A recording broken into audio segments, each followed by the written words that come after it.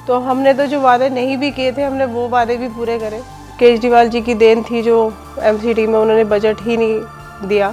टक्कर किसी से नहीं है जी, हम अपने काम से जीत के अब तक आए और आगे भी काम से ही जीतेंगे।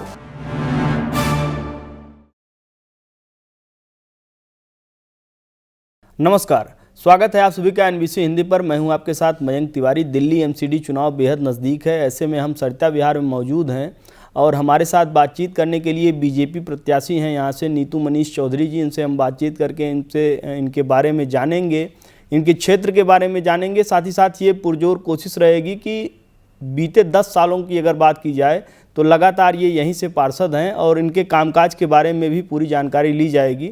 साथ ही साथ मैं आपको ये भी बता दें कि अभी पार्षद प्रतिनिधि से भी हमारी बात हुई, उन्होंने सब सारी चीज़ें बताई हैं।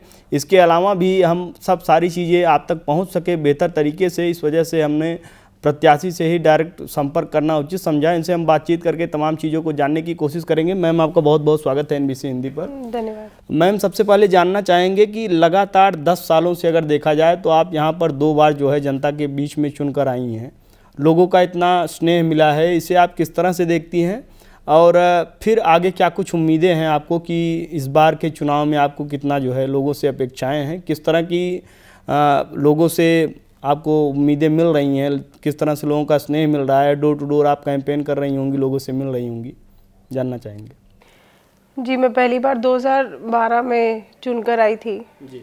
और मैं कांग्रेस की तरफ से चुनकर आई थी।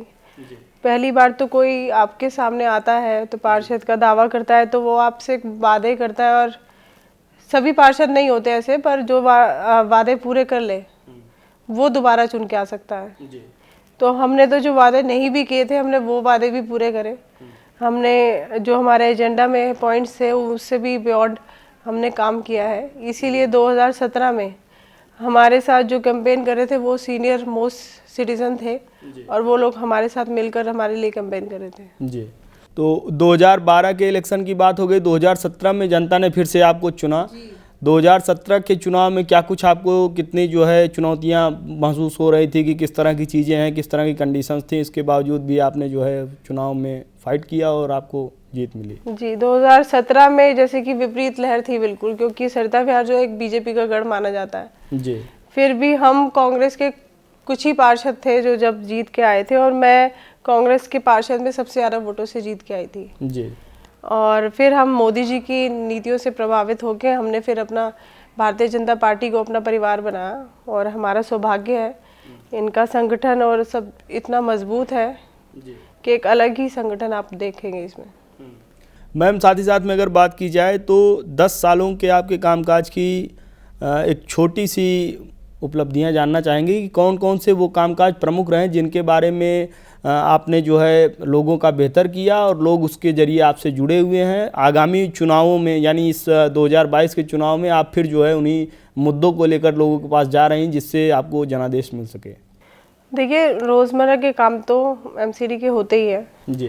वो तो छोटे छोटे काम होते हैं। बाकी पार्क्स में जिम, ये सब हर पार्क में, हमारे हर पॉकेट में, हर पार्क में जिम है। जी। और हमने जो सबसे बड़े काम कराए थे उसमें से एक 6 करोड़ का हमने बजट था, उसका हमने जितने भी हमारे 30 साल पुराने पोल्स थे वो सब रिप्लेस करा के नए पोल्स लगवाए थे, स्ट्रीट लाइट पोल्स। और उसके बाद हमने एक वॉल ऑफ ऑनर बनाई है जो कि मैं दावे के साथ कह सकती हूँ दिल्ली में किसी भी वार्ड में नहीं होगी। और उस पर जिन्होंने भी हमारे इंडिया को सर्विसेज प्रोवाइड करी है उन्हीं के नाम ग्रेव्ड है। और हमने basketball, lawn tennis court synthetic का बनाया जो मुझे नहीं लगता, मैंने तो किसी वार्ड में देखा नहीं है। और ऐसे ही अनेक काम बड़े बड़े हमने कराए हैं। हमने मैम पब्लिक ओपिनियन किया, तमाम लोगों से उनकी राय जानी, तो लोगों का बड़ा समर्थन मिल रहा है, महिलाओं का खास तौर पर। तो ये क्या कुछ है, कितना जो है आपको उम्मीदें हैं, क्योंकि महिलाएं जो हैं लगातार जो है आपसे जुड़ रही हैं और लगातार लोगों का समर्थन आपको मिल रहा है? देखिए, हम काम तो हम करते ही हैं, सबकी बात सुनते हैं, सबका काम करते हैं। स्पेशली कोविड में भी हमने अपने टीम बनाई थी जो एक को रिस्पॉन्सिबिलिटी दी थी कि वो हर घर से गार्बेज कलेक्ट करें, एक को सैनिटाइजेशन की दी थी, एक कॉल करके आप उनको थोड़ा सा मोटिवेट करें जो लोग, क्योंकि कोविड से काफ़ी घबराए हुए थे। तो ऐसे ही हमने पूरी एक टीम बनाई थी, तो हम उनके दुख सुख में साथ रहे हैं और हमारा हमेशा एक उनसे पारिवारिक रिश्ता रहा है, इसीलिए आज वो सब हमारे साथ है। मैम, क्या कुछ लगता है कि 10 साल में हमने ये काम किए हैं और उसके आधार पर जनता फिर से हमको अगर जनादेश देती है तो 5 सालों में कौन से कामकाज आपके प्रायोरिटी पर होंगे जिनको सबसे पहले आप पूरा करना चाहेंगी?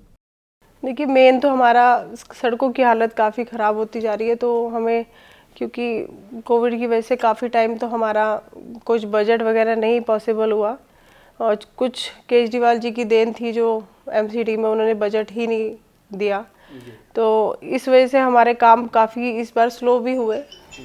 तो बस मैं सारी रोड जो हैं वो मेरा सबसे मेन प्रायोरिटी होगी। जी। मैम, कोरोना काल का आपने जिक्र किया। कोरोना काल की अगर बात की जाए तो कोरोना में पहली लहर दूसरी लहर में लोग बड़ा जो है प्रभावित हुए थे। उस बीच में आपने एक पार्षद के तौर पर लोगों की किस तरह से मदद की, साथ ही साथ में अगर बात की जाए तो आपके सरत्या विहार में भी काफ़ी जो है प्रवासी लोग रहते होंगे जो फिर पलायन करना शुरू कर दिए होंगे और सब तमाम चीज़ें हुई होंगी, तो उस बीच में उनको समझाना और सब सारी चीज़ें आपने किस स्तर पर प्रयास किया और लोगों को यहाँ पर जो है कोरोना काल में बेहतर से बेहतर सुविधाएं देने की कोशिश की? हमने जो हमारे जसोला गांव या जितने भी लोग रहते हैं सबको हमने सूखा राशन बांटा था, वितरण करा था और बहुत रेगुलर बेसिस पे करा था। और हमने खुद अपने निजी फंड से हमने 15 ऑक्सीजन कंसंट्रेटर खरीदे थे जी, क्योंकि ऑक्सीजन सिलेंडर की भी बहुत मारामारी थी, हम सबको पता है, तो इसीलिए हमने अपने खुद के खरीदे थे और जहाँ पे भी ज़रूरत थी हमने उन्हें उपलब्ध कराए थे। इस बार टक्कर आप किससे महसूस कर रहे हैं? कौन सी पार्टी जो है आपको चुनौती आपके लिए पेश कर सकती है? टक्कर किसी से नहीं है जी, हम अपने काम से जीत के अब तक आए और आगे भी काम से ही जीतेंगे। तो क्या ये मान के चला जाए कि इस बार जो है जीत की हैट्रिक लगने वाली है? जी बिल्कुल। एनबीसी हिंदी को मैम आपने अपना कीमती समय दिया, इसके लिए बहुत बहुत धन्यवाद। धन्यवाद। तो ये थी हमारे साथ सरत्या विहार से निगम पार्षद नीतू मनीष चौधरी जी, जिनका साफ तौर पर कहना है कि हमने अपने कामकाज और लोगों से जिस तरह से लगातार लोगों से बेहतर रिस्पांस मिल रहा है, इसके आधार पर फिर से जो है जनता में एक बार चुनकर जाने का काम करेंगी और लोगों का बेहतर रिस्पांस मिल रहा है। लगातार डोर टू डोर कैंपेन कर रही हैं, लोगों से मिल रही हैं, लोगों का बहुत बेहतर रिस्पांस मिल रहा है, जिसके चलते जनता इनको फिर से एक बार जनादेश देगी। देश दुनिया की तमाम बड़ी खबरों के लिए जुड़ रही है हमारे साथ। देखते रहिए एनबीसी हिंदी।